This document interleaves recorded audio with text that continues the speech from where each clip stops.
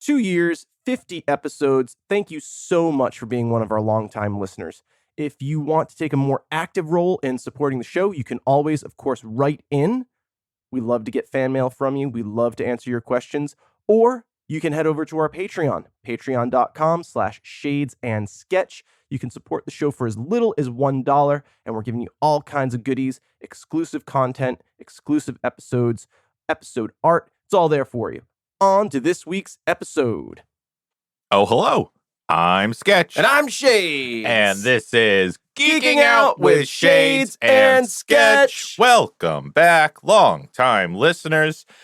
Back to the GoCo, where we take our little show here all across the Geeking Out multiverse. Shades.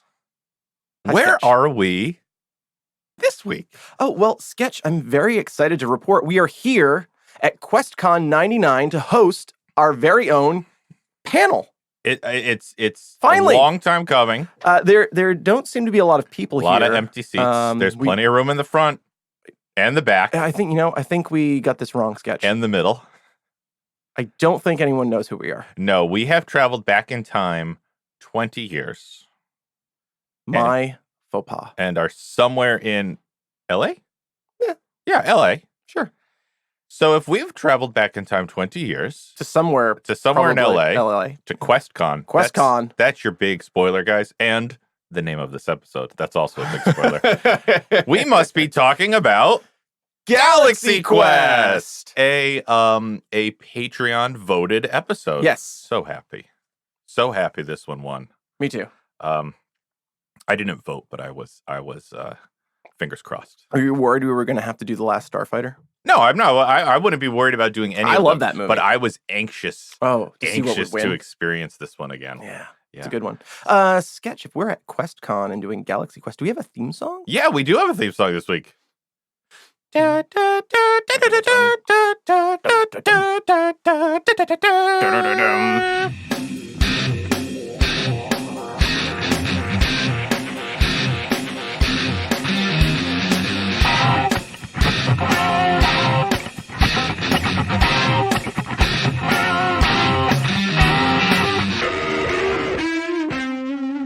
Perfect. Kind of sounds like a little Star Trek-y. A little bit.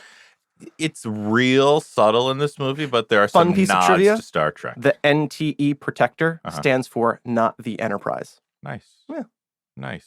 So, guys, we are obviously going to spoil the movie Galaxy Quest, but you've had 20 years to see it. We're also probably going to spoil some Star Trek. And just some living in the 1999 era. And conventions, perhaps. Had you been to a convention? No, not by then. My first convention was in 2003. Wow, so really not that far away. Far off. Wow. Doesn't 99 feel so much further back than 2003? It really does. Yeah. 20 years. That's what happens. That's what happens when you change centuries. Yeah. Remember Y2K? Yeah, I was in my bunker for conservatively 2.5 months. All of the windows in our house were duct taped. Yep. I don't know why. Yep. Yeah, just because they thought computers listeners who are younger, you probably think we are just full of shit right now. But people thought computers couldn't handle going from 1999 to 2000, and that literally the world was going to end. Yeah, that no computer could process the date change. That there weren't enough placeholders for all the zeros and for a 1 to turn into a 2. And this wasn't going to crash every banking system and piece of software in the world. This wasn't like the Area 51 raid or anything like that. No, this was this was on the pervasive. news and stuff. People were really worried. And even if you were hoarding cans rational and clean water and logical, like you couldn't help but be like, oh man. Yeah, it's really maybe I should be taking this seriously. Yeah. Maybe I should be massing. It was like a hurricane warning or something. It really was. Yeah. I don't know what the duct tape around the windows was for. I guess they thought maybe like an anthrax scare. Yeah. At the same time. That was also the same time as a lot of anthrax in the mail and stuff like that. And people weren't using a lot of logic, so I think they just thought the computers weren't going to be able to turn over and the anthrax was just going to fall to the skies. Did you stay up to midnight to watch the date change on your computer and then just go back to bed and was like, Yeah, by that point, by 2000, how old were we in 2000? I can tell you I was in high school. Oh, 16. Yeah. Where's 16? 16. Oh, yeah, I was definitely up for the change. Yeah. I was ready for all the looting. Oh, I yeah. was just standing outside my local Circuit City. Steve, Stranger Things, Yep. spiked bat. Yep. My Warriors bandana and studded shirt. Yep. I was ready for the looting. I had a Ninja Turtles-esque black bandana mask over my eyes. Oh, perfect. Striped shirt and a pillowcase with a large dollar sign. You look like the Hamburglar. Yeah, I was ready. Full-on Hamburglar. I was a professional looter. Very good. So, guys, Galaxy Quest.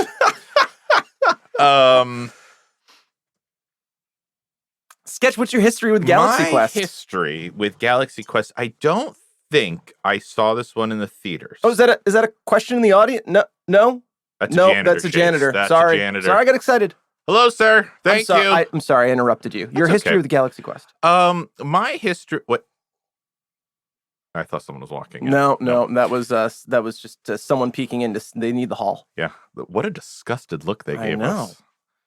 Gosh, if only they knew. I mean, the hubris that we must appear to have. Yeah. What's the main actor's name? Jason Quincy Taggart. Yeah, it's not like we're Jason Taggart's up here. We're just nice guys. Don't ask me any other character's name because he never referred to them by their actual names except in Crisis. His middle name was Quincy. That's nice. That's nice. Everybody else got their TV show name. Oh, nice. Like Tommy. No, Tommy was his actual name. His TV show name was Laredo. Oh. Gwen. Dr. Lazarus. Oh, Fred. Fred. Fred was just Fred because he was so nonchalant. And Guy. I don't have a last name. We're gonna get there. Okay, my history with Galaxy Quest. So it came out in '99. I would have been like a sophomore, sophomore in high school. I definitely don't think I saw Deep this Space one. Nine is on the air. Okay, I definitely didn't see this one in theaters, but I definitely saw it when it came to video. Like, I didn't wait long, and I loved it. I remember loving it, and then never saw it again. But I remember really liking it. And so when we got this request, this obligation, this demand to do Galaxy Quest via the Patreon, I was excited but nervous. What if it doesn't hold up to my memories? What if I'm going to tune in and go, "Oh, I was such a dumb little shit." Like, but guys, spoiler alert. Not the case. Not the case. So my history concludes last night when you and I sat down to watch it together over a very nice dinner. Yeah.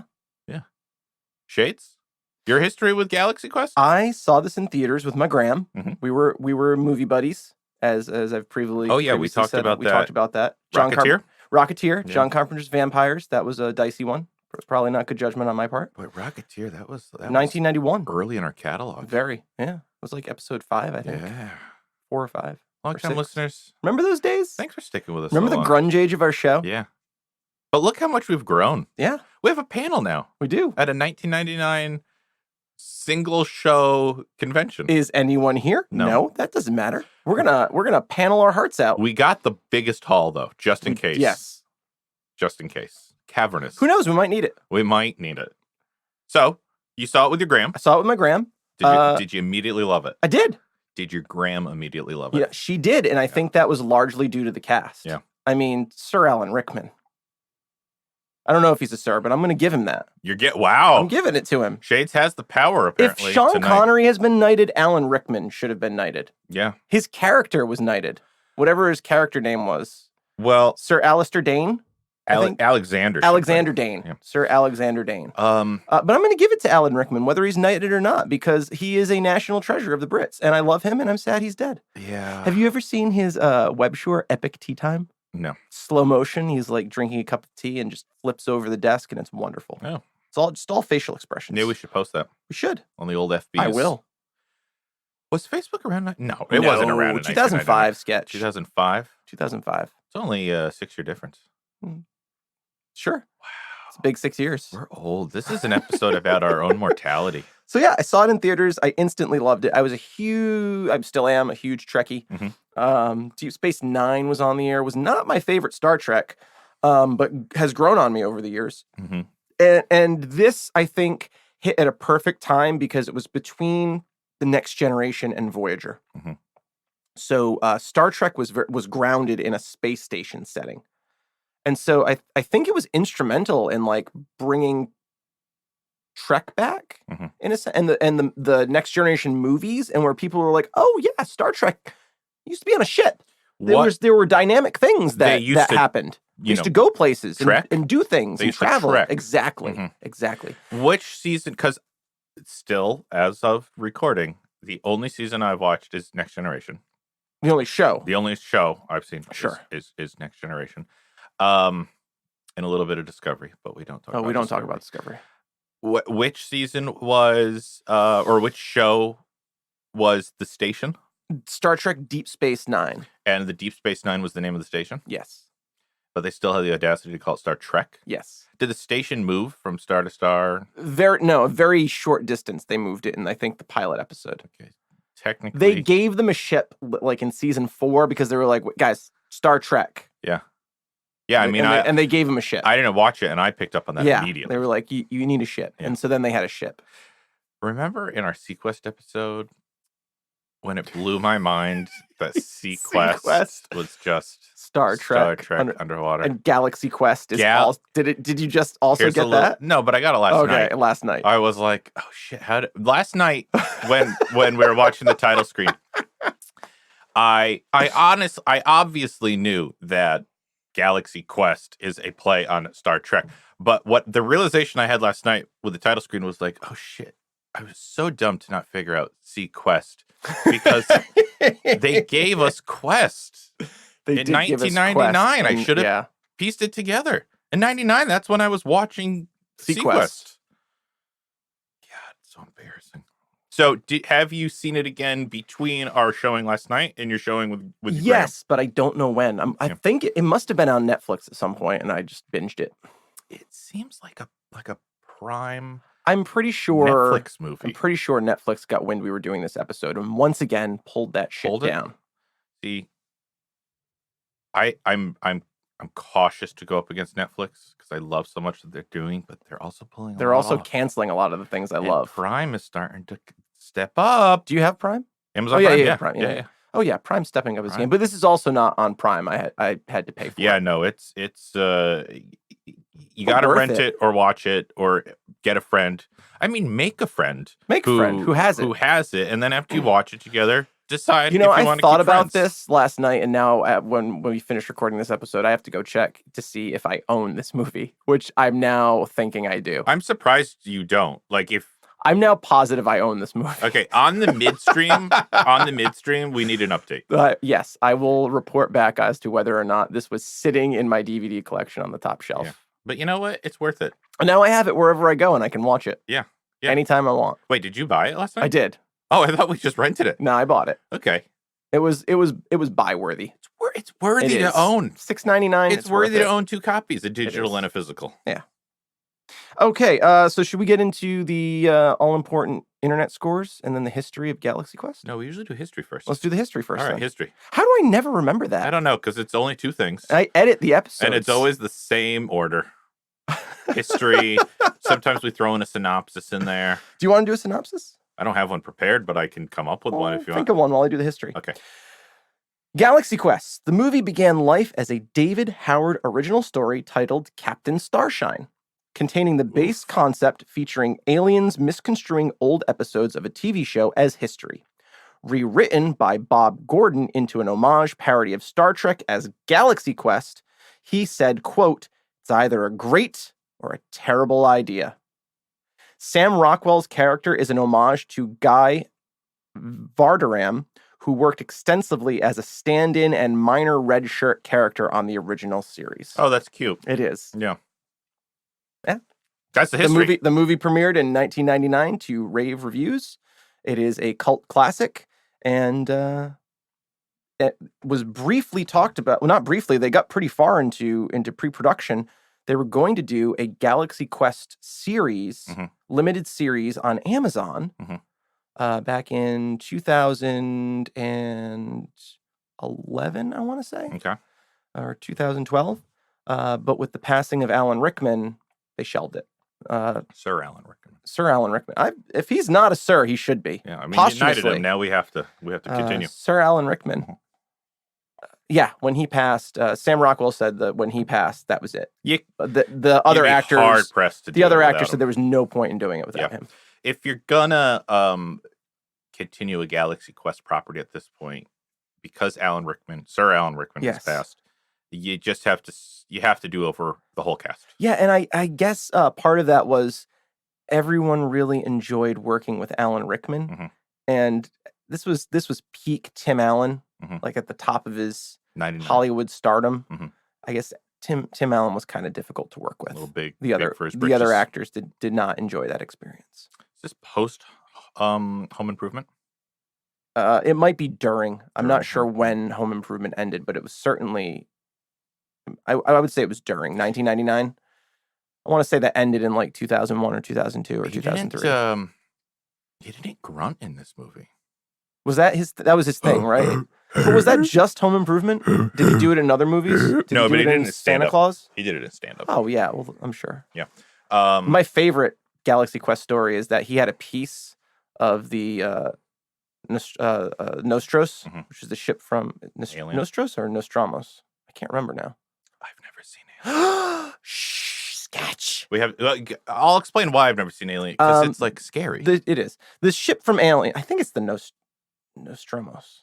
Guys, Maybe we'll it's just fix that on the midstream. One or the other. I'll delete one. No, I won't. No, we won't. I'll leave it in. But anyway, Tim Allen had a piece of it, and he like pestered Sigourney Weaver to sign it through the entire production of the shoot. So she finally signed it.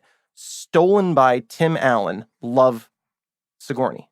Yeah. And he lost it because he wanted to put it in his quote unquote his screening room, and he felt like he couldn't do it at that point. Yeah. I mean, you told me that story last night. I kind of put the blame on everyone in that situation. Yeah. Sigourney didn't handle that well. Tim shouldn't have pestered her, but like it was his for her to then like deface. When you give something to someone, if you haven't been gracious, like yeah. I love that story. Sigourney Weaver's a badass. I mean, we always knew that, right? Ripley. Yeah. Dana. Yeah. I've been trying to think of a synopsis. Okay. But I was also just listening to you, so I wasn't thinking that hard. So let's Magical see. Tones of Shade. So okay, guys, imagine. Okay, let's just put it in terms of Star Trek. Sure. Let's just take away the word Galaxy Quest and let's just call it Star Trek. Let's take the play on words away. So imagine it's 1999, which we don't have to imagine because here we are. Yep. And doors opening. Doors closing. Okay. Thanks for checking in. I think this convention center is haunted. Quite possibly. Yeah. So there does seem to be a throng of people outside the door sketch. The Star Trek actors are doing the whole convention circuit, going from convention to convention. Yes. The William Shatner-esque character is a diva, and everyone else is pretty much fed up with him. And it kind of gives a glimpse of just like the behind the curtain relationships between the actors. Yes. For a moment in the introduction, and then Will Shatner is. If for anyone just tuning in, this is so confusing. Can you just tune into a podcast? I think so. Sure. They skipped ahead. Yeah, there you go. That's the word. Wow, Bill Shatner's in Galaxy Quest? And so some aliens show up to Bill Shatner pleading for his help.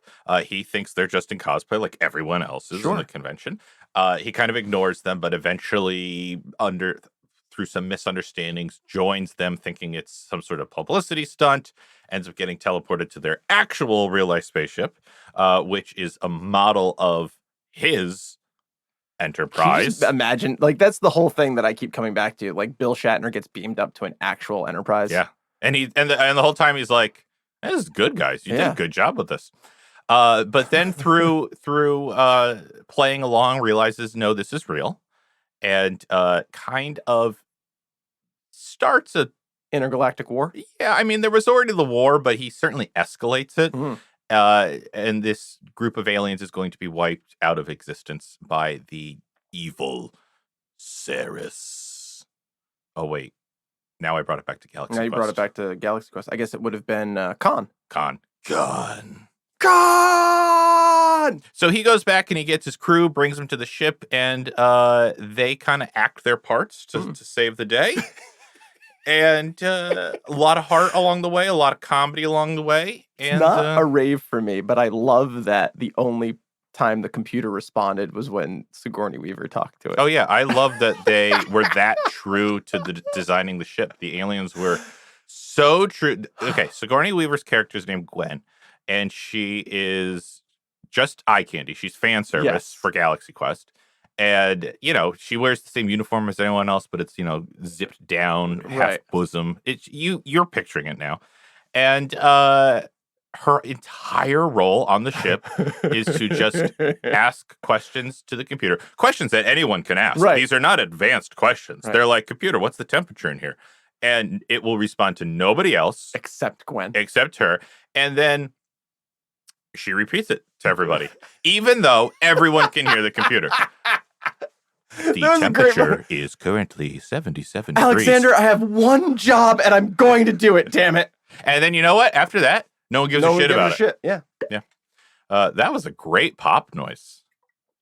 Thank you. I hope that got picked up. Wow. That's great. It's all in the thumb. Yeah. Whoa. Guys, we're not even going to tell you what that is. We're working hard. We're just going to keep it. Trying to amuse ourselves in this empty panel. This convention center is really missing out on gold. Gold. Whoa! So that's Galaxy Quest. Yeah. And these actors who have been playing these parts for so long and then have been, quote unquote, washed up, learn how important their roles have been to not only the aliens, but the people, the fans back on Earth. Should we do the all-important internet scores?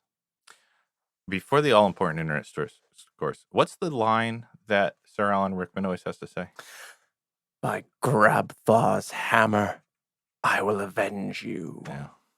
He hates saying it, though. He does. All right. He says it at the end. And he means it. And he means it. That's the key. Because he says it in the beginning of the movie, too. By Grabthar's hammer. But he hates it. I will avenge you. All-important internet scores. Let's start with Metacritic. I don't have Metacritic. Oh, yeah. We got rid of Metacritic a long time ago. Fuck you, Metacritic. Yep. All right. Well, you normally start with IMDb, I believe. Yes. IMDb gives Galaxy Quest a 7.3. Okay. It's lower than I thought. Yeah. Rotten Tomatoes, 90%. Critic? Fresh. Critic score? 90%? Yes. I am not used to this from 87% fan score. Wow. 92% of Google reviewers love Galaxy Quest, and Shades gives Galaxy Quest a 98. Wow. Sketch, what'd you give Galaxy Quest? We didn't talk about this, even though we watched it together, slept under the same roof, have eaten many meals together. Yes. And popped. I gave it a 97. Wow. Yeah. Hey, it's right there in black and white. Okay, gray and white. yeah, There's 97. 98. Wow. Yeah, I thought it held up. I loved it. It held up like remarkably well. Yes. Industrial Light and Magic. Yeah, there's no knocking them. But I have a question about that then in our next episode. Okay, that we're going to record. Yeah. I don't know what order they'll air in. This'll order after that episode comes Okay, out. so I'll say it. They're like, what the fuck happened with Ninja Turtles in 2014? Yeah. Because they also did the effects. Did you ever see the epic rap battle with Michael Bay? No. Oh, I love that one. We should post watch that it as well. later. Yeah. Oh, it's so good. It's so good. Yeah. Anywho, this isn't the epic rap battle Michael Bay episode. Yeah. So we start watching this movie, and what the fuck happened with 2014 Turtles? The moment they go into space and the effects start, it's amazing. Showing up, I'm like, holy shit! This is 20 years old. But I'll say this: great. This is what I noticed. Everything was a practical effect, and then they dressed it with digital. Like when the Therians. Yep. When the Therians those are the aliens. So the Therians are like this arthropod octopus race. Yeah. That's not the noise they make, but something like that. That's a turkey. But they do make like weird sounds. Yeah, they make strange noises. High-pitched sounds. And they turn like their perception filter fades. Yeah. They're puppets. Mhm. They're like full body puppets. No, yeah, no. And you then can tell they're they've physical. CG'd the facial features and like given it kind of like an organic coating. An organic coating. Well, I love that. With computer effects. So they've taken like a foam latex puppet and they've made it look like if an octopus has just come out of the ocean. Yeah. They've like given it that effect. Yeah, that sheen. Yeah. Yeah. And I thought that was very smart, and I think that's where a lot of movies fall down. Yeah. It didn't work in Jumanji, but the technology was very new. So by 1999, that technology, if you're ILM at least, had been perfected. Yeah. If you're Jumanji or Lost in Space, the movie Cold War did not work. Just got hot. So yeah, I'm right there with you. The ship looked great. The space dock, the aliens, the laser effects, the space effects were just mind-boggling. Yeah. You did keep saying, it holds up It so really does. well. It's surprising. It really, is. when you think about it. The other thing that struck me. Like, I'll just say, better than some of the Star Trek movies that were being made at the same time. I've never seen a Star Trek movie. Not even First Contact. Not even First Contact. We got to rectify that for the podcast. We should do a couple. We should at some point. It's time, Sketch. It's super time to People see some Star ask Trek. us if they're like, do you have a thing against Star Trek? Do they? They ask me anyway. Guys, let's just put this out in the open. I never had a thing against Star Trek, but Star Wars kid. Well, yeah, I was a Star Wars kid for the movies, but as far as Star Trek goes, I remember I grew up in a house where that wasn't really being watched, and it was a one television house. And so, like, if the parents didn't want to watch it, and that's just not in their interest, that's not what they wanted to sit down and watch it. Yeah, I think by the time you were like developing your watching palette, it was already out of syndication. Yeah, exactly. Yeah, and by then it was like an old show, and I was on to Sequest, baby. This is pre-streaming platforms or being able to watch things online. Because we're old. Guys, you used to have to tune in to a physical television that find your TV guide. Yeah, find when the episode was airing that you wanted to see. Your television was stationary. You had to go to your television. You were not carrying it around with you. Such a bizarre concept. And when the internet finally came around, if you wanted to make a phone call while you're on the internet, it screamed at you. It did. It literally screamed. That's what I tell the kids all the time at Egyptology. I'm so old that when I was your age, the internet literally screamed at you on the phone. In your ear. Yeah. Anywho. So that was just me in Star Trek. Like, I just never had I missed the opportunity. And then because you've watched a little Next Generation now and have enjoyed it. Because that's on Netflix. And so I can't wait to talk about Star Trek. Yeah. No, we're gonna do one. Let's make it we're now in the second 50. Yeah. Let's make sure it ends up in the second 50. Yeah. Yeah. Yeah. And it's a great 50th. Yeah, it was a great 50th. Our gold anniversary. What's the 100th? I don't know. Most people don't make it. Maybe we get to decide what it is. People don't make it, hey, but like Sketch, you know what? Buildings and How about that's our lightsaber anniversary? Okay. 100 episodes. 100 episodes. Our lightsaber anniversary. All right. Sounds good. Where was I? So, guys, send us your lightsabers. Yep. So we can fill the GoCo with them and just do an episode by lightsaber light. How many episodes come out a year? Like it's been 26? This is the second year of the show. We're wrapping the second year. But now we have. When we started, we didn't have a set schedule. We didn't. But now it's 2 a month. 2 a month. So 24 a year. Yep. So we're just 2 years away. 2 years away from 100th episode. Perfect time to start sending in your lightsabers. Yeah.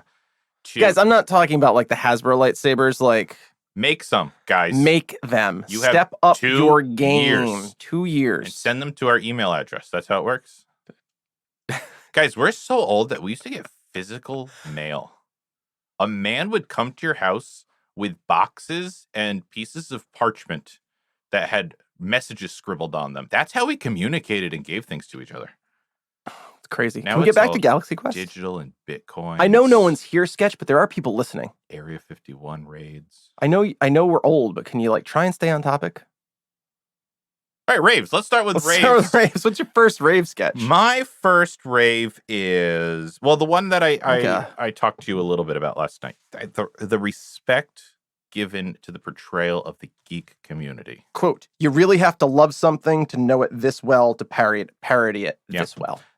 It's so easy. And remember, this is 1999. So the geek persona is not in such as a positive light as it is now. Yeah. There's something wrong with you. Yeah, it was so easy to just kind of shit on, especially Trekkies. Yeah, and I don't understand that. Trekkies have a particularly negative view among the geek community. Like, Trekkies are somehow like looked down on other geeks, or the geekiest or the most awful. Yeah. I just don't get that. Or the most socially inept. Yeah, I just don't trope. Get it. And that was just I find the exact opposite of most Trekkies that I meet. I honestly think that trope that we see a lot was really just developed in a Hollywood lab to be like, okay, I would have to agree. What's the most identifiable geek property? Star Trek. Okay, that'll be what we associate this nerd character with. Sure. You know? And I would say the fandom has suffered because of it. When you look at where Trek is right now. Yeah. I think like there's a lot of trepidation about coming out and saying like, yeah, I'm a Trekkie. Yeah.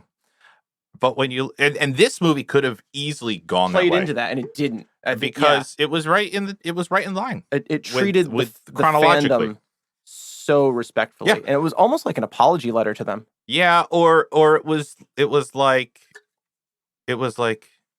guys, we get you, and we love you, like, because it showed they were passionate and they were creative, they were respectful, they were maybe a little socially awkward, but who isn't? If you're listening to this show and you're not, I mean, thank you. Yeah, appreciate it. You're not our target demographic. Tell your cool dude friends at the ball game and the ski slopes. Do people still ski? Cool people still ski? I don't know. I haven't seen cool people since Monster the 80s. truck rallies? Monster truck rallies. Is that what people are doing? I think only the cool people go to monster truck rallies. Yeah. I think all the cool people are at Comic-Con sketch. Yeah, but not in this panel. Not in this, no. Here's 1999. Here's the word that I want to say for the way they portrayed this community. Diverse. It was a diverse community. When you looked out over that sea. When you looked out over the crowd, yes. All ages. Well, that's what Star Trek was always about, yes, sketch. Even when they weren't putting it on television because the networks weren't on board yet. Like, I'm agreeing with you, but I'm saying this movie showed that in a way that when you show that in other movies, no, it's always like the heavyweight white boy that's like, in season 8, episode 14. Well, they did do that, but it was for purpose. It was such an earnest way too, and it was a child. It was a child. It wasn't like a 28-year-old basement dweller. Yeah. But we, in the Game of Thrones episode, you said like this was George Martin's kind of, the real story, the real drama is after the great evil is defeated. Mm-hmm. And like, does everything get better? No, it all goes to shit. Gene Roddenberry said after the great evil is defeated, after the Third World War, where humanity almost wipes itself out, like we get our shit together and we eliminate hunger, poverty, greed, avarice, and just do it because it's for the greater good, because we've seen how awful everything can possibly be. That's very hopeful. It is. I mean, I don't know of another world-building franchise in which the creators said like things get better. Yeah. Things always get worse. And man, I've always loved that about Star Trek. There's a great episode in The Next Generation in season 2. I don't know the name of it, but they wake up some people from 1999. Mm-hmm. And like one's a billionaire, one's like a school teacher, one's like a stockbroker, and like they'll be like, "Where's your money? Like, where like," because they're all wear the same thing. They just go to a food replicator. And Picard's like, "We eliminated all that shit. Like, we just do it because it's in the greater good, like the thirst for knowledge. It's its Yeah. own reward. And this guy's like, you're insane. Give me my money. Yeah. That's just, It's great. I same love it. thing would happen, I guess, if we took someone from like 1242. Yeah. And brought him here. And he'd be like, vaccines? Why? But how will you know who the weak are? Well, yeah. Like, And you're like, wait a minute. Do you know Jenny McCarthy? And then he takes off his mask and she says, don't you meddling kids. refrigerate your tomatoes. Don't refrigerate them, guys. Yeah, so my first rave, to bring it all the way back, is just, they treated this community with just all over the place. with This the episode. respect that they deserve. Yes, I will agree. It's a tough choice for me for my first rave sketch, but I'm gonna go with the cast.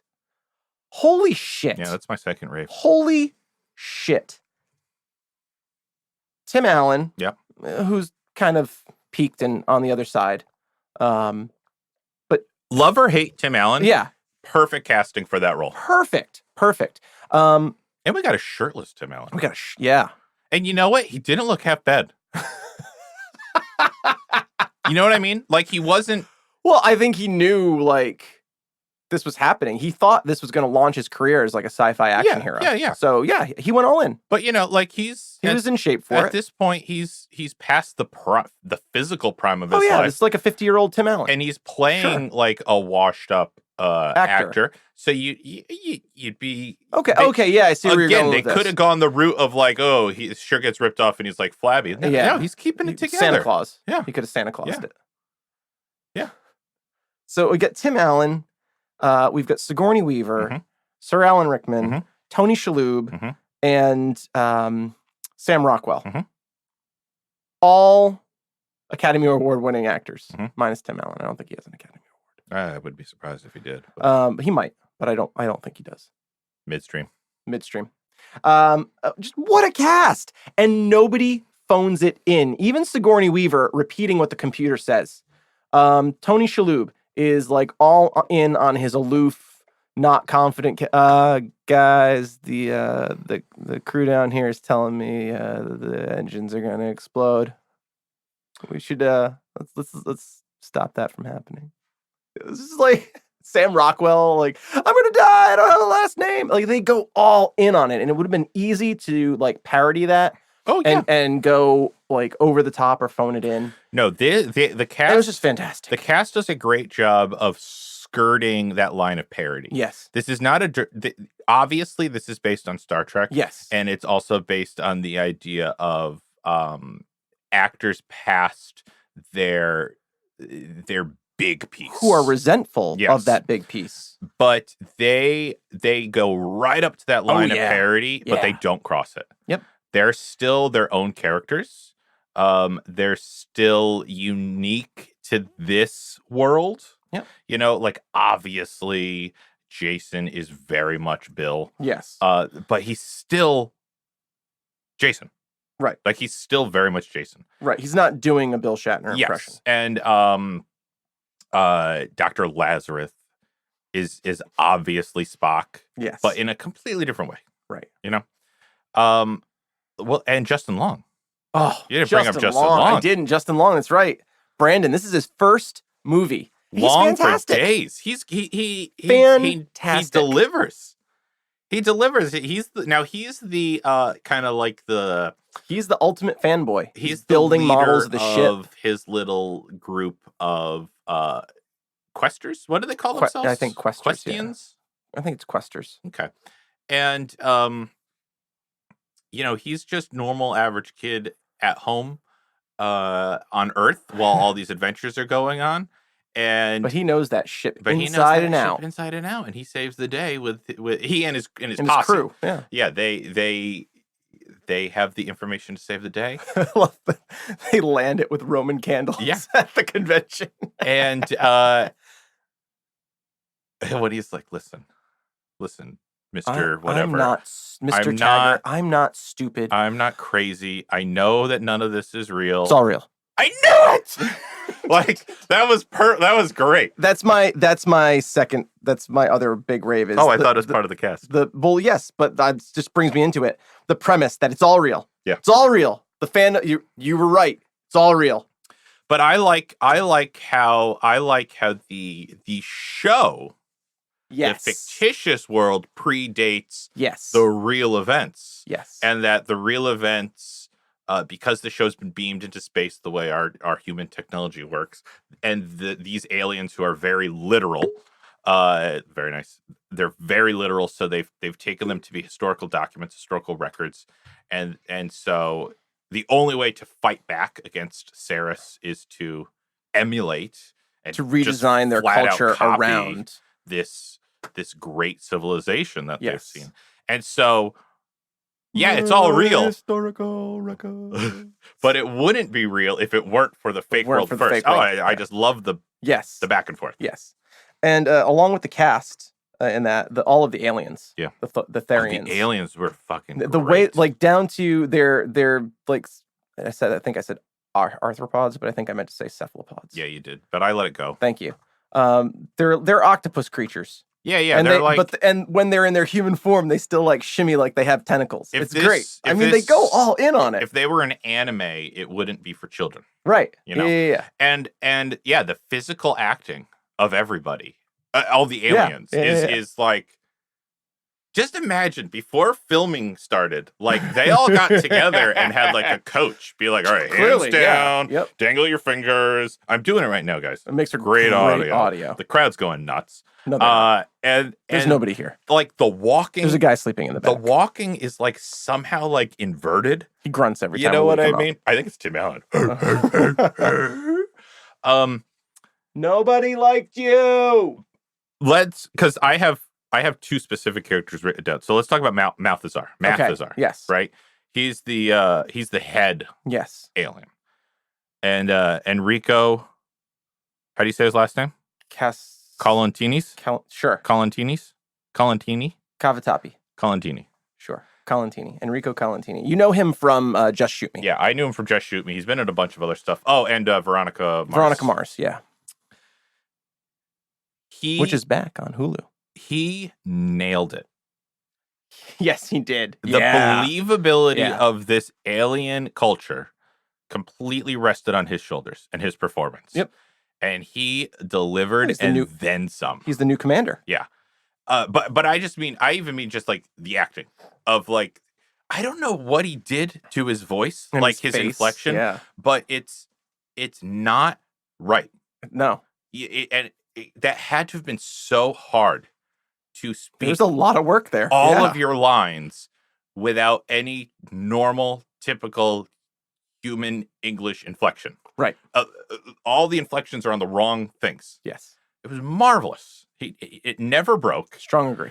And then his physicality too, like you said, the facial reactions he had.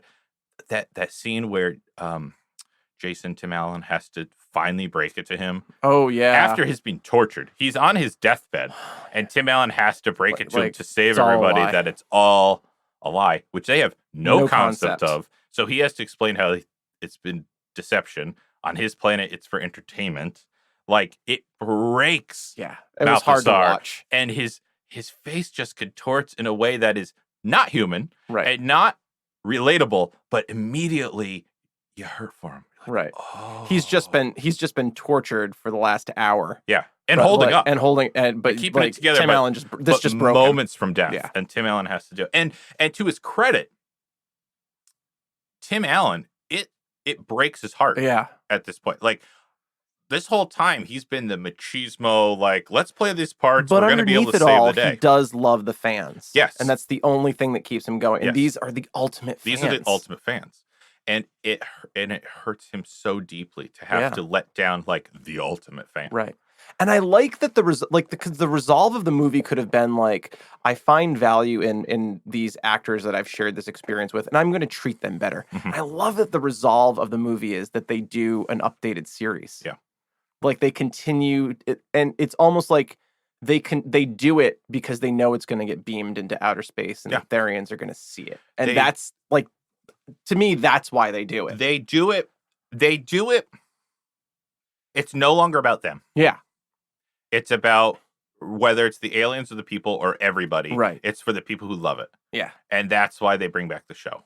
And that's just lovely. It is. Because other than Tim Allen's character, the rest are done. Right. Yeah. They don't want to do it anymore. Alan Rickman hates it. Sigourney Weaver is just super frustrated with everything. Right. But they all signed. No one put a gun to their head. Yep. Anyone could have jumped ship, literally. Yep. But they're all back. Guy gets a last name.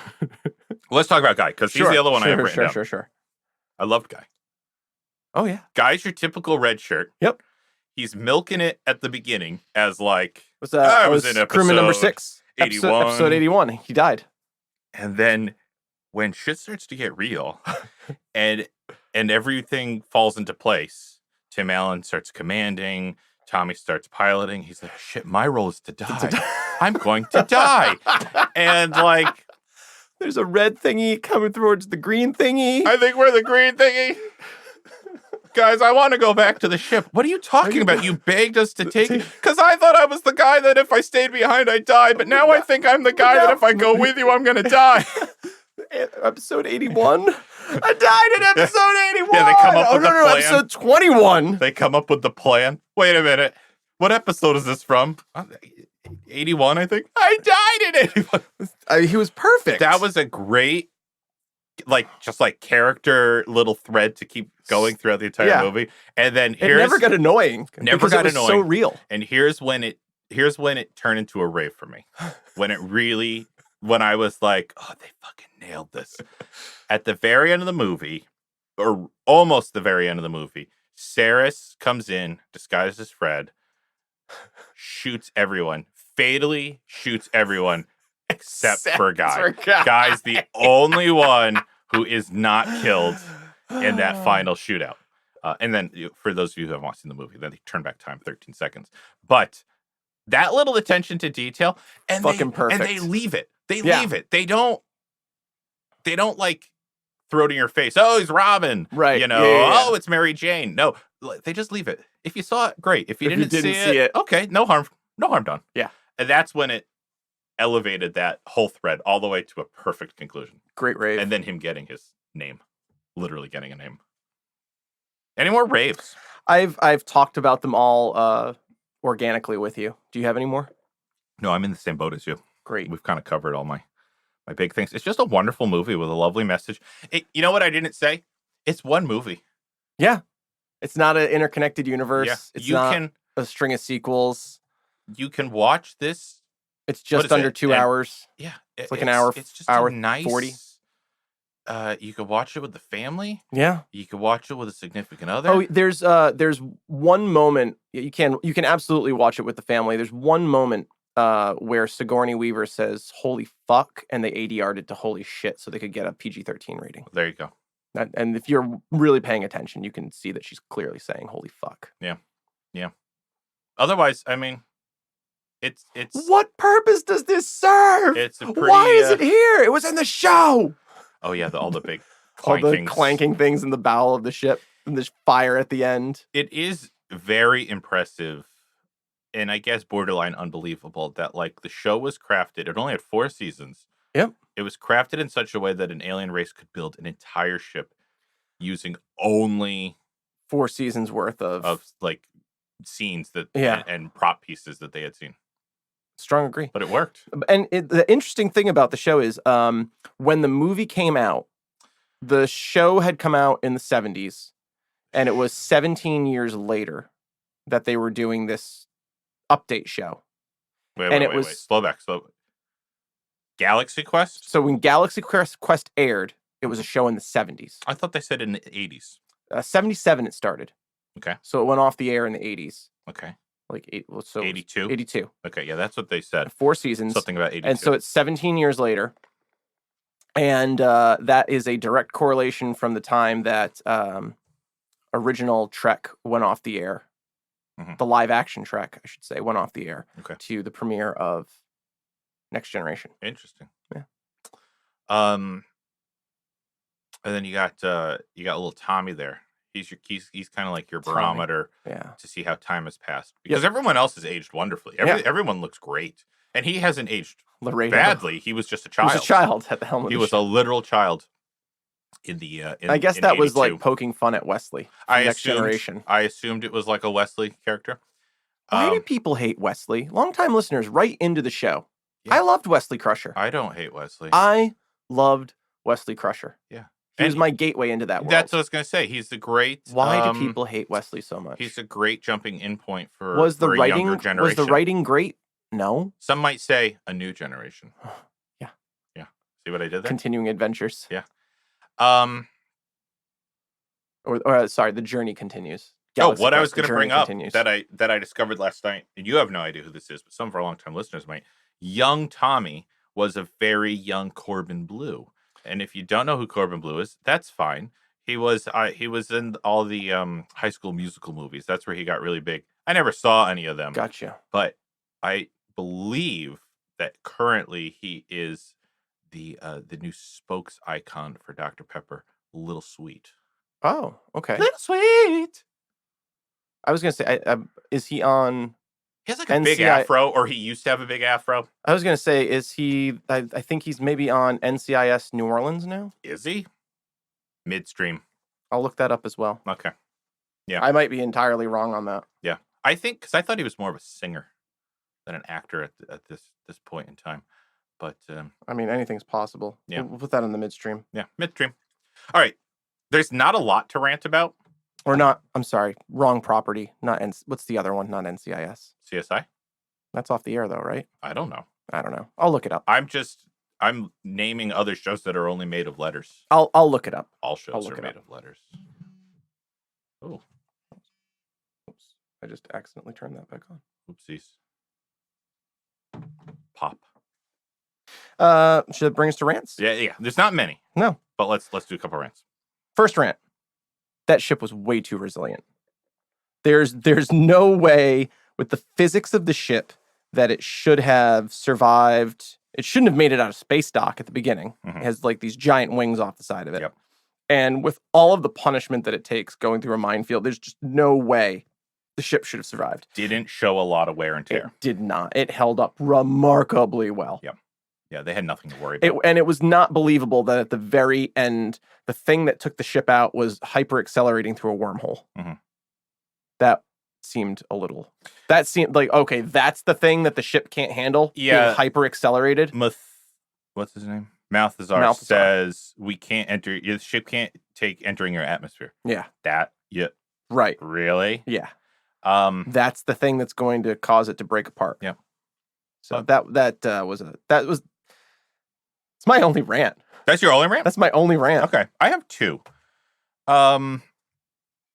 I ended up being underwhelmed with Ceressus' final death because he had like 4 deaths in this movie. He just kept.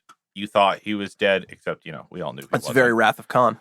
Yeah, and then he shows up at the very, very end, and Tim Allen just blasts him away with one of the pistols, and I was just like, and that was a very bad practical effect. It looked fake. It was great. That was the worst practical effect. It was. But it like needed to be because it needed to look like a show for everybody. Yeah. And he had survived some shit at that point. He had survived a lot. He was a pretty like tough dude to go out that way.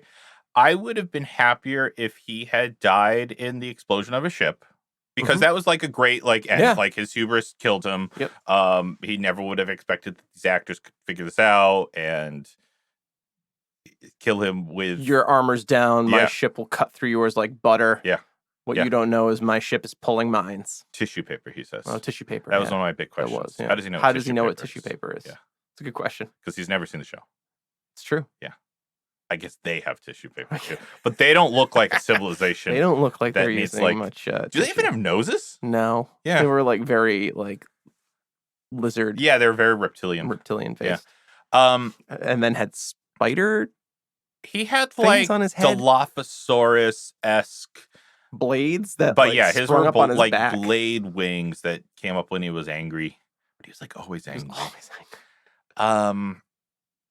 So my recommendation to fix it is have him die in the mine attack. The mine attack. And then you still need like Tim Allen's big hero moment when he comes out of the ship. Have like debris or something about to fall and crush Guy. Sure. Like now he's back on Earth. Yeah. He's back to just being an actor, but he's about to die. Right. And he jumps in and saves the day, Right. whatever. And he can still have his big still moment do the role with it. And like the crowd would still go yeah. wild because it would be a big stunt spectacular. That would be how I would fix that. I would agree. Here's my other rant, which I thought about, and maybe I'm missing something, but I don't think I am. Okay. Gwen. Now, Gwen herself is not a rant. Yes. The missed opportunity with Gwen, because the joke was that in the show, her whole thing was just to show her cleavage and talk to the computer. Yes. In real life, even though she can do, that's her thing as an actress. I could do so much more than that. Right. Of course you can. In real life, she just talks to the computer and eventually just ends up running around with her cleavage out. Right. They didn't give her a moment where she grew past that. Where she grew past that, where she accomplished something, where she had a hero moment. Like, so. Yeah, her growth of the character was like a potential actual love interest for Peter Quincy. And that's or Jason Nesmith? No. Nesmith or something. Yeah, Jason Nesmith, yeah. The actor, Jason Nesmith. That was, thinking back, that's a big missed opportunity. Yeah, I'll agree with that. And add that as a rant. I agree with you. I guess that's a little bit of its 90s Yeah, showing. her character growth was to accept that she ran around with her cleavage out. Yeah. That's not okay. Yeah. That doesn't hold up well. And accept... Because even when they did the reboot of the show, that was her costume. Yeah, that doesn't hold up well. So she never got... She just needed a moment. Everyone else did. Fred gained his confidence and courage. Guy got a role on the show. Guy got a role on the show. Sir Alan Rickman was like found meaning, the hero and found meaning in his role. Taggart got a heart. Like he got a heart. Well, he like. Oh yeah. Well, it's this is my the whole thing. It's like it's very much Wizard of Oz. Mm-hmm. Like all of those characters. Yeah. And you're right. Yeah, they all found what they're looking for, and it had been there all along. And Gwen didn't get that. I will go so far as to say they never really established very strongly at the beginning that she was looking for anymore. Right. It was vaguely there that like take me more seriously. Right. But then we never take her more seriously, even when real shit goes down. Right. So that's my biggest rant for the whole thing. I'm right there with you. And maybe that's my 2019 sensibilities looking. That's a great observation. Would I have noticed? I definitely wouldn't have noticed it as a kid, like as a 16-year-old watching it. I still didn't notice it enough to put it in my notes. Yeah, but it should be there. Mm-hmm. It's because it's egregious, considering how good the rest of the film is. Yeah. Do you have any BQs? I do, guys. We've been saying BQs for episodes upon episodes. That stands for big questions. Hopefully, you have a. I got some giant A's for you. Okay. If the Terrians had the tech to build the starbase, the protector, and the medical tech to like regrow limbs and organs, how was their whole society wiped out? Yeah. It's a bummer. Yeah. Guys, they can regrow organs. My big A for you. Jessica Jones needs that because she's missing a spleen. She is missing a spleen. It's important. It is. You like get dirt in a cut, you die. Yeah. It's important for one episode of that season. Yep. She bounces back. Just one. My answer for you, which is not established in the movie at all, so this is just my speculation. My answer would be that their civilization was wiped out before they looked at the historical records. This group on the run. Gotcha. Intercepted and then built all this stuff and developed all this stuff. That's my speculation. Because at one point in the movie they say like we're all that's left. Yeah, they're all that's left. There's a giant fucking starbase built in an asteroid. Yeah, like that's all that's. Gotcha. That's all that's left. I almost thought that was what's left of their home planet. Yeah, because the visual's really cool. That the curvature, just that one section of it, the curvature of the planet. I read it possible. As that's what's left of the planet. And where did they get the materials to build a protector? It's a great question. Do you have an answer? Where they get the materials? Yeah, like how, like, yeah. It's all the leftover hospitals and orphanage wreckage that was just floating through space. And how did they build the Omega-13 if they didn't know what it did? That was the big question of mine that I was going to leave alone because it was like, it's so integral to the plot of the movie. I was like, I'll just have to accept it. But yeah, how do you build it and not know what it is? And how did they not? Did they say at the beginning of the movie? They found it on a planet. I thought at the beginning of the movie they said something about they were going to air the unaired second part of that cliffhanger. So don't the actors know what it is? Because if it was an unaired I don't think they ever got to watch part, but didn't they act it? Didn't they? Yeah, yeah. Didn't they? You're right. Didn't they perform? So it must have been unshot. Yeah. And they said unaired. Yeah, it's a. That would have been a disappointing part too. It would have, yeah. Because they wouldn't have gotten answers. You would just think one of the actors would, through the script, know what the Omega-13 does. Yeah. Yeah. I mean, it was so out there. I was like, okay. Right. If this is the limit of my, okay, sure. But I'll piggyback on your big question. Sure. So the aliens do come up with all this, crazy tech and limb regenerations and a ship that can't be destroyed. Mm-hmm. And then it lands in Los Angeles. It's still there. Yeah, it's just sitting there. And all we know for sure is the longest lasting effect it's had is to relaunch this franchise. But it's a spaceship. There's some crazy ass shit on that thing. It's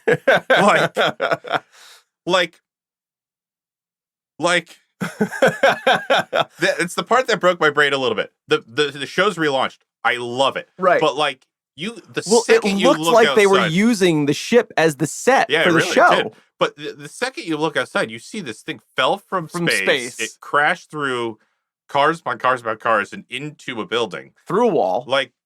It becomes painfully obvious this is not a stunt. This is not a showpiece. This alien happened. Contact and murdered. And there is an alien now that you are employing on your show. Right. Yeah.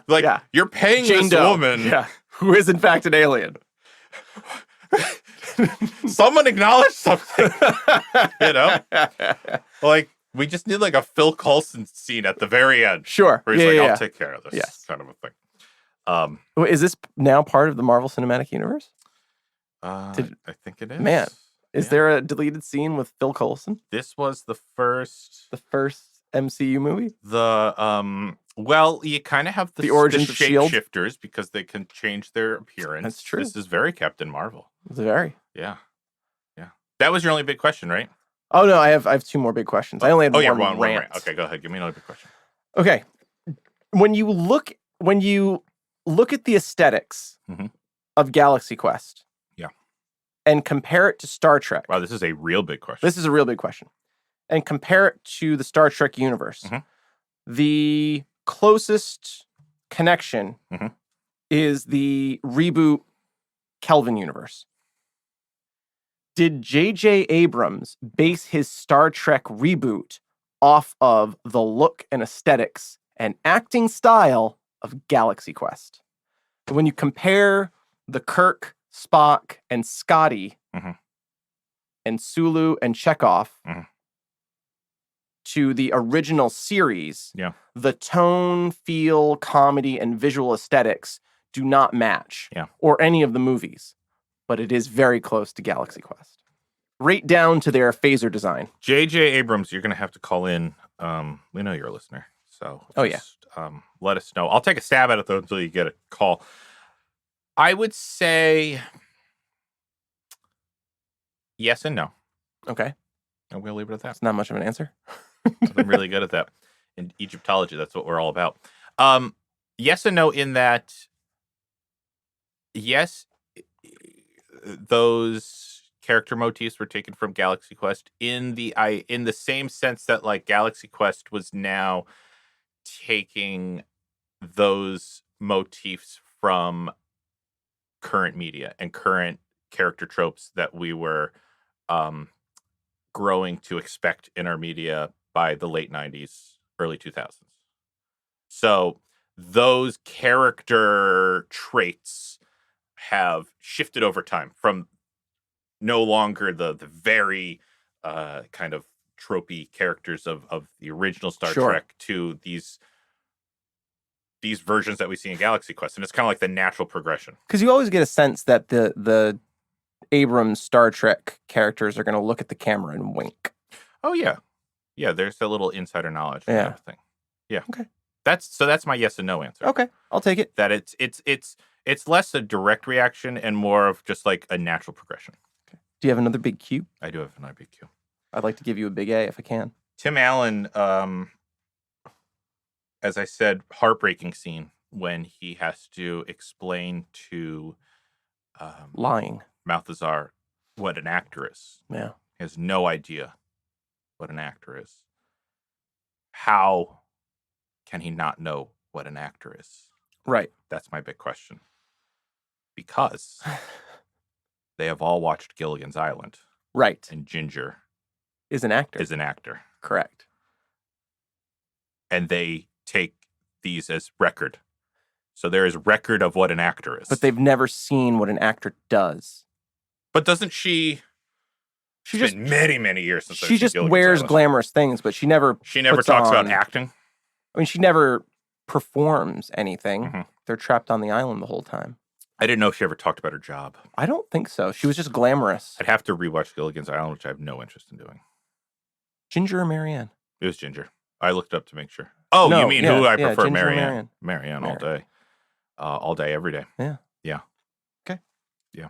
I'm glad we're in agreement on that. Your big question? Ginger, Marianne? Could have ended the podcast. Guys, did you know this was the Gilligan's Island episode? I have one last big question. Sure. In the first third of the movie,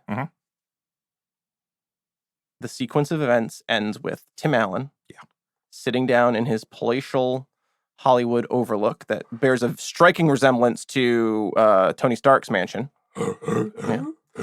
He's poured himself a bourbon. Yes. You get the sense that he's been drinking heavily thus far as he is pantsless. Sits down in his chair. Wakes up the next morning on the floor. The Therians are knocking at his window and they go into space. Yep. Did Jason Nesmith drink himself to death? Mm-hmm. Died, and everything after that point is a Jacob's Ladder scenario? Yeah, or it could be like a coma, and this is what his mind is made up. It's 100% possible. It's 100% possible, but so sad. That is what he hoped his life would have been. Yeah, meaning to his part. Bringing all of the cast together as friends. Came to his understanding instead of... Because, like, I mean, when you look at how the movie plays out, that is somehow more plausible than what actually happens on screen. Mm-hmm. Yeah, no, it's completely possible. I just don't want to believe it. I also don't want to believe it. Because it just ends so happily. It seems to be the more plausible of the two, however. No, it totally is. It totally is. And it would answer, like, all of the questions. But I just don't want that. I don't want it. I don't either. I'm going That's my question, but I'm looking for you to say no, absolutely not. Yeah, I'm gonna firmly stand against it. Thank you. And say no. Everything happened. He went to space. He became a hero. I'm really getting into bourbon lately. Oh, it's fantastic. Like I get it. Is this the bourbon episode? No, I want a whole episode on bourbon. And by that I mean under the influence of bourbon. whole episode. Yeah, no, I see where you're coming from. It's a prime candidate for that theory. Sure. But I'm going to put my foot down because I just don't want it. Okay. I do not want it, sir. Okay. Yeah. By Gilthar's. By Grabthar's. Hammer. And there's like more and there's to another it. one. There's more to it.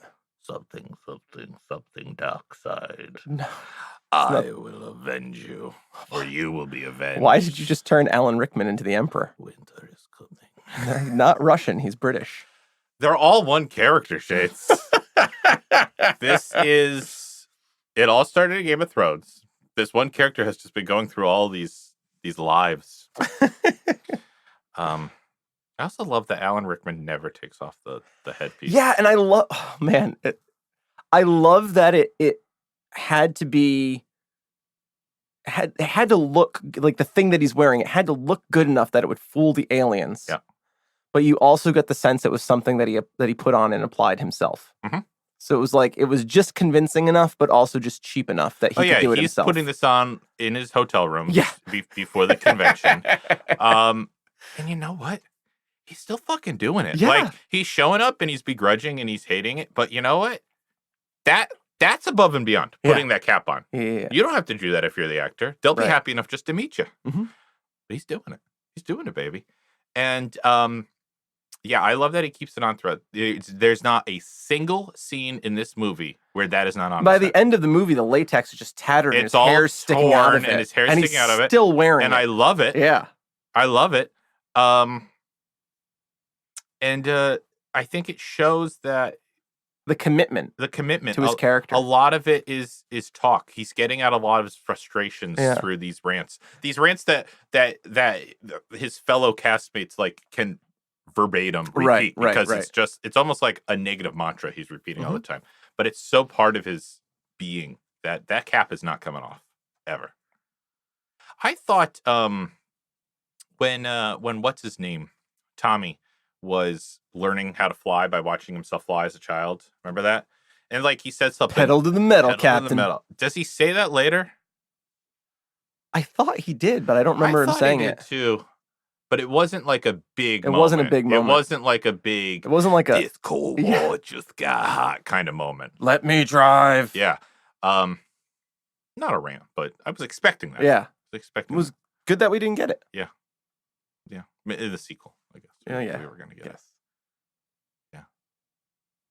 Guys, Galaxy Quest. You should see it. Yeah. Strong recommendation. Strong recommendation. High 90s. We're both over 95. That's... Oh, yeah. It's rare. In how I remembered it, I was going to give it somewhere in the 90s, and then after I rewatched it, I was like, shit, this is surprisingly good. Unnecessarily good. This movie does not need to deliver the way it does. No, it's so much better than it needed to be. Yep. In every sense. Yep. Does not take itself too seriously, but it has serious moments. Yep. Good deal of heart. No female character growth. I mean, it's just checking all the boxes. Oh boy. Yeah. I'm sorry to tarnish that section of it for you. No, I mean it's 100% accurate. Yeah. It is egregious with how much effort they put into the rest of the movie. Yeah. That would have been the sequel. That would have been. Yeah. I think that brings us to Shades and Sketch recommendations. Other than watching Galaxy Quest. Yeah, you should. You should buy it. Yeah. We get a piece of the residual. Yeah, now, right? it's our Amazon referral perfect code. Love it. Love it. Do you want to go first or should I? You go. Okay, I am going to recommend Star Trek Picard. Hasn't come out yet, but I am so excited for it. And if you've watched the trailer and you're a fan of Star Trek, I think you know why. And this, in a similar vein, Patrick Stewart, while he was doing Star Trek The Next Generation, a Shakespearean actor, was kind of insulted. It would often end days on set with Michael Dorn, who was also a classically trained actor, and Gates McFadden, who's a classically trained actor, kind of just lamenting, I played Richard III. How did I wind up here? And that's kind of who, even though his motif is Spock, but that's kind of like who Rickman is. Yeah, his Patrick show Stewart. Character is Spock, but his real life character is Patrick Stewart. And Patrick Stewart has done, I mean, he's now the champion of Star Trek, having played Professor Xavier for close to 2 decades, is coming back to Star Trek because he wants to. Quote, the world needs Jean-Luc Picard. Like that's where we are right now. We need Gene Roddenberry's message, this character that he crafted, and this message, and a Picard who has left Starfleet behind because he no longer believes in what it's doing. And there's a mission, and Picard is going to answer the call. And there was a great photo of the TNG cast when they announced Star Trek Picard, just around a pub table somewhere in LA or London or New York, just talking about the show and if there were what the opportunities for them to come back and reprise their classic characters would be. And the very end of the trailer, we get Brent Spiner back in the fucking Data makeup, who has publicly said, I'm not going to do it again. It doesn't make sense. I'm too old to do this. It doesn't make sense anymore. And there he is in that god-awful gold makeup. Captain, I don't want to finish the game. I'm so excited. I'm so excited for this. I don't have CBS I'm All Access. I don't want to get it, but I mean, I know the minute it goes on Amazon, I'm going to buy the fucking thing. Yeah. And I'm gonna recommend it because Star Trek Discovery is so far off the mark, and I don't think Patrick Stewart would come back at this point in his life. Sir Patrick Stewart would come back at this point of his life to do something that he didn't believe in. And I know he is heavily invested in the. He's an executive producer on it. A couple of thoughts on your recommendation. One, yeah, I agree with you. I'm really looking forward to it. Two, it might be worth getting whatever one single chunk of time is of CBS access to just watch binge it, and then cancel. I have no interest in maintaining a subscription to CBS.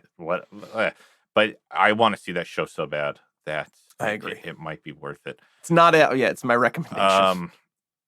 Long-time listeners, are you asking if Shades could do that? Of course he can. He ranked a Marvel movie he didn't even watch in his rankings. Which, if you didn't listen, was Patreon exclusive. That is true. So Chase can do whatever. Was not my least favorite. Chase can do whatever the fuck he wants. Didn't see it. Was not my least favorite. I am painfully aware of that fact. The other thing I was going to say, let me tell you what I love about Patrick Stewart. Okay, everything. Yes. I mean, the man is a treasure. Yeah. Did you follow his Twitter feed when he and Ian McClellan were doing a Broadway show? No. It was just magical. Yeah. Just magical. I forget what the thing was, but his Twitter picture is him in a ball pit. Nice. I mean, yeah. There's a picture of him where he's holding up a sign for cause, and I forget what it is. And but it's like young, let's just say it's like young destitute girls of Africa or something like that. Sure. And hunger. And yeah, he's like, well, the issue is that nobody listens unless you're an old white man. It just so happens I am an old white man, so you're going to listen to this. And I was like, I love this guy. And I agree. I think the world needs a Picard right now. He funds adoption shelters for pit bulls. Yeah. He travels around the world doing advocacy for hunger and world peace. Yeah. He is a treasure. He is a treasure. Yeah. And I'm so excited. The other thing, 7 of 9. Yeah, that I was. I think it's going to be interesting because they're both two characters in the Trek universe who were assimilated by the Borg and then freed. Wow. So I mean, I'm interested to see where that goes. Yeah. I never finished Next Generation because so many shows got in the way. So I got to sit down. I got to sit down and do that. It's great. It's a great sketch. Just to make sure. And the movies are great too. I even think Insurrection is a great movie. It gets poo-pooed on quite a bit, but it's funny. Yeah. It's funny. Even when it's not trying to be, it's funny. Yeah. Galaxy Quest was funny too. Galaxy Quest was funny. Sketch, what's your recommendation? What happened up there? Nothing. It came inside out. Did he just say it's inside out? And then it exploded. Come on, I laughed. Oh, guys, did you know Dwight is in this movie? Yeah. Dwight's in this. Not a lot because this is before. This is pre-Dwight. Yeah. Is that Rainn Wilson? Yeah. I think you pronounce it Ryan. Ryan? But it's spelled like Rain. Okay. Ryan Wilson. Mr. Wilson from The Office. But not Ryan. Other Ryan. In The Office? No, it's Star Wars. Ryan. Can't think of his name. Gosling? No. That's a person, right? Yes. Okay. That's a point for me. But that's like RYAN, not like RIAN. Yeah. Anyway. My recommendation, guys, is Yeah, we had a lot of oh shit moments where it was We like, oh shit, that's that right. guy. Oh Yeah. shit, Oh, it's shit. Justin Long. Like there's a lot of those. Yep. And the girl looked familiar too. The Yeah, alien she girl. played another like alien Yeah. in something. We looked it up and now I can't remember. Yeah, and she was in Dodgeball. She was the. Oh, that's what it was. She was the Russian, German or Russian. Yeah, just the Eastern European. Eastern European on the Globo Gym dodgeball team. Yeah. Yeah. Who reprised her role for the Omaze short to play dodgeball with Ben Stiller. Guys, would you ever want us to do comedies? Because I kind of want to do dodgeball.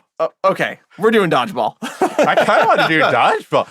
Just because I'm trying so hard not to think about it right now, because if I do, I will start laughing uncontrollably. If you can dodge a wrench, you can dodge a ball, and I can just see the Ben Stiller in that movie.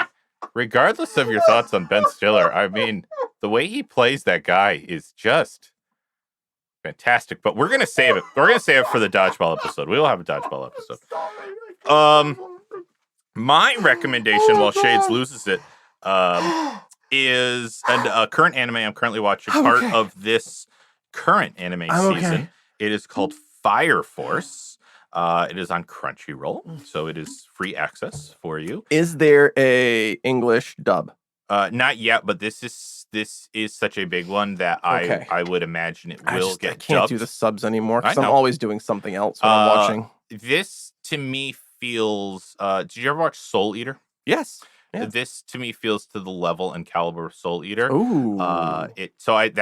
Me saying that is me saying I bet it'll get a dub at some point. It is about a world, kind of a post-apocalyptic world a little bit. There have been the threat to humanity is human combustion, spontaneous human combustion. And when people burst into flames, they almost kind of turn into like fire demons. Turn inside out and explode? No, but they're taken over by fire and they become these, for lack of a better word, demons. Although they're not demons. They're kind of like monsters. It's though quite tragic, like because it's like real people with like real lives and it's destroying families and stuff. But anyway, sad. In this world there are firefighters, of course, but then there's also the elite Fire Force.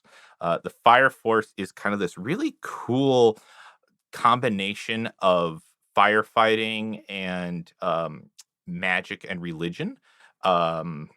Not any established religion in our real world. It's kind of this religion of firefighters. They are fighting against these things as if they are like the anti-beings of their religion. There is a priest on every squad to purify the soul as they destroy and dispatch the demon. That's my favorite word. And the world building in this one is really cool. Like the way they're tying in all of these things. You would think that the Fire Force would be super anti-fire, obviously, but in this world, I love it. Yeah, there are also magic users who are kind of first generation, second generation, third generation. As the generations go down, they're more and more powerful, and they're all fire users. They can use fire in different ways depending on their magical attribution. Fascinating. And so they're using that along with unpowered individuals and religious individuals to take down this threat. I'm only 3 episodes in, so I can't tell you much about the show. That's the general world of it. It's just really neat, really unique. Show about like supernatural firefighters. Did I know I needed that? No, I didn't. Do I need it now? Yeah. It's definitely my favorite show of the season. So Fire Force on Crunchyroll. That's your best place to find it. Yeah. Thanks for the rec. Yep. And Galaxy Quest. And Galaxy Quest. And Star Trek Picard. And Picard. Don't forget Picard. Sketch, you going to take anything from this episode? I am going to take, I forget the exact name of it, but the Termian image altering technology. Ooh, I think that's going to come in handy. Yeah. Yeah, that's handy as we travel from location to location to location. Kind of blend in with the locals. Yeah. Important. Yeah. I'm going to take the shuttle pod. The shuttle pod. Yeah. It's kind of like a wedge. Yeah. It's kind of like a, if you put 2 door stops together. I agree. Yeah. Hodor. That's what you should name it. Hodor. Done. So is the shuttle pod going in the garage? Yes. Is this the first non-automobile going in the garage? We do have the. We gotta start cataloging these things. Yeah. I think there's a stinger hanging around in there somewhere. When we started collecting, we had no idea the collection was going to be this big. We're borderline hoarders. We are. You and I each take something. We're in our 50s. There's over 100 pieces of things in We've got broken Captain America shields. Thank goodness. We've got communicators. We've got laser pistols. We've got hammers. Thank goodness it's bigger on the inside. Yeah, thank goodness. Infinite storage doesn't help our addiction. We've got multiple vehicles. Some people would call us, what's the word? Thieves? I prefer pop culture archaeologists. That's nice. I like that. I like that. We're pop culture archaeologists. Yeah. That's perfect. That's a shirt. That is. Oh, yeah. Pop culture archaeologists. That's nice. Thank you. Guys, get on that. Get on that. I guess I should. I guess you should. Yeah. Guys, thanks for joining us for our Galaxy Quest episode. And thank you to our Patreon supporters, our patrons, I guess they're called. Yes. For voting this as our upcoming, now our live episode. And we have others coming out as well, don't we? On the docket that they voted for. Yes. This was just the highest. This won the poll. Yes. And I'm once again so very happy that it did. And if you have any suggestions of other properties that you would like us to cover, or nostalgic pieces from your childhood, perhaps comedies. Do you want us to do horror? I get scared easily. I don't know. But email us at gowithshadesansketch@gmail.com. Give us your recommendations so that we can start traveling to more corners of this great multiverse of ours. You can tweet us at gowithshadesansketch, or if you want to talk directly to Sketch, you can tweet him at go4sketch. Or if you want to tweet directly at Shades, you can tweet at go4shades. You can find us on Facebook by searching for Geeking Out. And thanks for listening. I feel like we're missing a platform. It's entirely possible. About Patreon, Facebook, all the big ones, I guess. Hey, Sketch, do you hear that? Is this one of those famous LA earthquakes that I've heard so much about? Oh, it's entirely possible. It feels though like the vibrations are coming from above and below. Perhaps we should get away from this wall. Yeah. Oh, yeah, next time, guys!